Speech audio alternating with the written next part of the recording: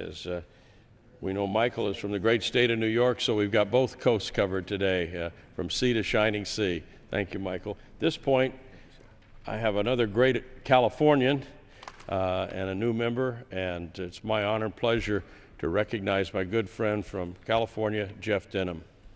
Thank you, Mr. Speaker. I rise today to pay tribute to one of our nation's greatest leaders, President Ronald Reagan.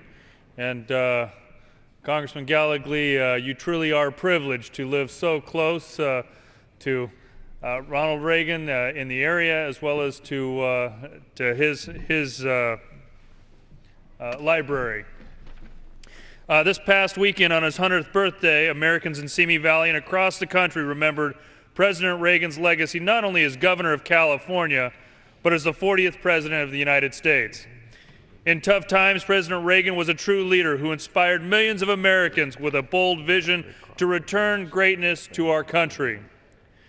While focusing on shrinking the size of the federal government, reducing taxes, and growing our economy, he played an influential role in unifying a divided Europe and spreading the principles of democracy across the world. A true believer in liberty, freedom, and limited government, President Reagan taught us important lessons and led with a conviction that continues to encourage us today in the 112th Congress. President Reagan will always be remembered and celebrated not only by Californians, but by individuals worldwide. I yield back my time. Thank you very much, Jeff. At this point, Rick Crawford from the great state of Arkansas. Thank you, Mr. Speaker. It is with great pride that I rise today to speak in honor of the legacy of President Ronald Reagan. While running for this office, I was often asked, why are you conservative? Why are you conservative? My answer was always Ronald Reagan. As a soldier, I was stationed in a bomb disposal unit in Pennsylvania, and I was tasked several times with Secret Service details protecting the president. And there was one in particular that I remember, September 17th, 1987, when he gave the address at the bicentennial of the Constitution at Independence Hall in Philadelphia. I was literally standing in the shadow of history, and as a 21-year-old soldier didn't fully appreciate it. And as I look back on that moment now, I fully appreciate what President Reagan had to say. In his speech, he said the Founding Fathers had the presence of something higher that enabled him to write the Constitution. He said, quote, "It was that ideal that enabled him to rise above politics and self-interest, to transcend their differences, and together create this document, this Constitution that would profoundly and forever alter not just these United States, but indeed the world." We can learn a lot by looking back at President Reagan's speech. President Reagan always remembered the principles and sacrifices this country was built upon. In my opinion, the best way we can honor President Reagan's legacy is to walk these halls with the sacrifices of our Founding Fathers in mind, just as President Ronald Reagan did. Thank you, Mr. Speaker. I yield the balance of my time. Now from Ronald Reagan's home state, the great state of Illinois, Randy Hultgren. Randy.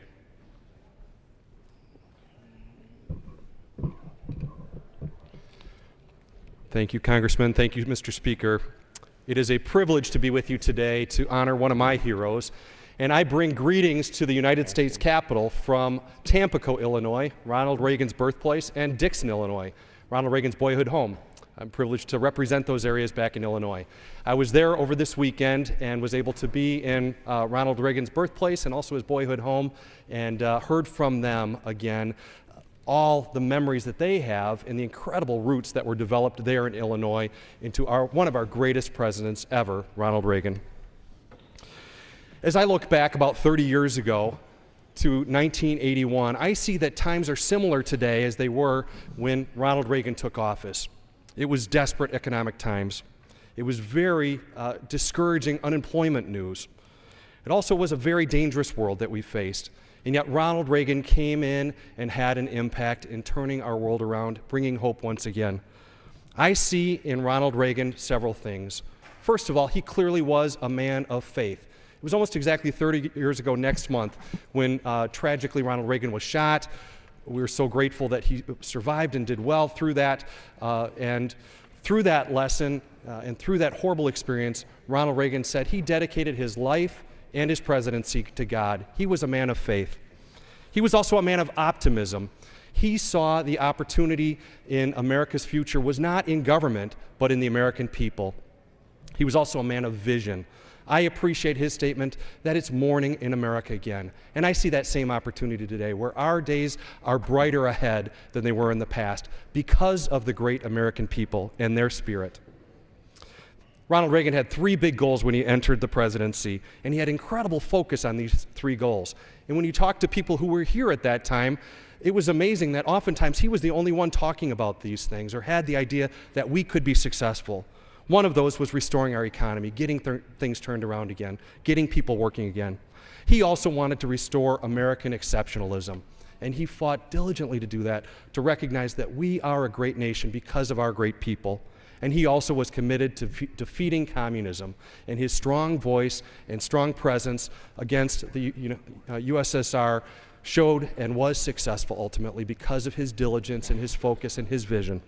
And we're so thankful. It is a different world today because of Ronald Reagan. And I look back at so much that he accomplished. It does go back to the roots that he developed, the Midwestern roots in Illinois that went so deep. I see it still in the people there. A commitment to America, a commitment to service, a commitment to a brighter future. All of those things were born and bred into Ronald Reagan in Tampico and Dixon, Illinois, and continued on through his life out in California and right here in Washington, D.C.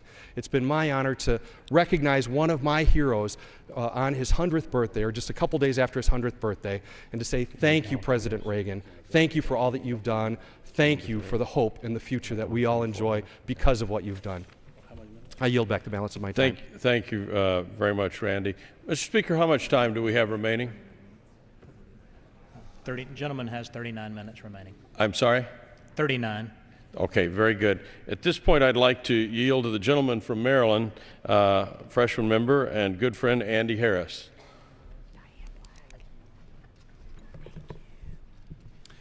I want to thank the gentleman from California for giving me this opportunity. Mr. Gorbachev, tear down this wall. Mr. Speaker, perhaps those were Ronald Reagan's most famous words, words which meant a great deal to millions of people.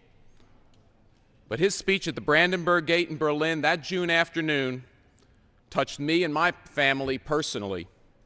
As many of you know, my immigrant parents were victims of communist regimes in Eastern Europe. My Hungarian father served 2 years in a Siberian gulag for his anti-communist views, and my Ukrainian mother fled just before the Red Army seized control of her native country. They, like Ronald Reagan, understood that communism, especially the Soviet brand of communism, meant a life of restriction, oppression, and in many cases violence or cold-blooded murder. While some derided President Reagan when he took on the USSR to win the Cold War, it was a point of inspiration for the Harris family. His courage and unwavering belief that freedom must always conquer evil has forever immortalized him to those who witnessed and lived through one of the most despicable and deadly regimes in the history of mankind. Mr. Speaker, on behalf of the Harris family, I want to thank President Reagan. May his legacy always remain a beacon for those around the world who seek the asylum of freedom and liberty. Mr. Speaker, I yield back my time. This time, Mr. Speaker, I'd like to yield to my very good friend from the state of Texas, Tyler, Texas, as a matter of fact, Judge Louis Gohmert. Thank you, What do you need? my friend from California. At Fort Benning, Georgia, in 1978-1980, we saw the military being cut, demoralized, and marginalized. Our U.S. Embassy in Iran was attacked and our diplomats taken hostage, while the Assad administration wrung its hands and begged Iran to let them go. The U.S. seemed pathetic in the face of a vicious enemy. Interest rates were rising from 12% up to 20% as my wife and I purchased our first home. Inflation and unemployment were both in double digits. The Carter administration decided to deal with an over-reliance on foreign oil by asking people to wear sweaters at home and leave the heat turned down lower. Then as now, the President waged a private war against producing our own energy. So, then as now, the price of gasoline skyrocketed. We in the U.S. Army could not publicly express our dismay over our dismal leadership because it is a military crime to be disrespectful of the Commander-in-Chief. Then in 1980, a new day dawned with the election of Ronald Reagan. Our hostages were released when President Reagan took office, and we had a newfound respect from other countries. As Reagan's tax-cutting policies took over, double-digit inflation, unemployment, and interest rates all came down. Our military began to be respected again and feared again, which provided much-needed protection for America. The Bible says, joy comes in the morning. It truly was morning in America. Thank God for the life and the gift of Ronald Reagan. I yield back. Thank you very much, Louis. Now I would like to yield 2 minutes to the gentleman from California, my good friend Ken Calvert, who played an instrumental role in helping to bring Air Force One to Simi Valley. All right. I want to thank my good friend Elton Gallegly from Simi Valley, California, where of course our library for Ronald Reagan is located. We're very proud of it. Mr. Speaker, today I rise to honor and pay tribute to the 100th birthday of the late President of the United States, Ronald Reagan, a man who deeply loved our country and who, through the course of his life, changed the world to a better place. Upon taking office, President Reagan initiated sweeping economic reforms to combat double-digit unemployment and inflation. His policies ended the recession and provided one of the longest peacetime economic booms in our history. I wish we can do that again very soon. America was also facing a 35-year-long war at that time, a Cold War, and President Reagan never shied away from speaking in defense of freedom. He delivered his courageous address near the infamous Berlin Wall and demanded, "Mr. Gorbachev, tear down this wall." This was the beginning of the end of the Cold War, and the wall would come down 1 year after President Reagan left office. President Reagan brought so much greatness to the world, and 2 years ago, as a Californian working with my friend Elton Gallegly and others, I had the privilege of initiating the effort to bring the statue of President Reagan to our nation's capital. So those who you visit the Capitol, I encourage you to go visit the statue. It's a fitting tribute to our former President of the United States. The statue is a constant reminder of his legacy.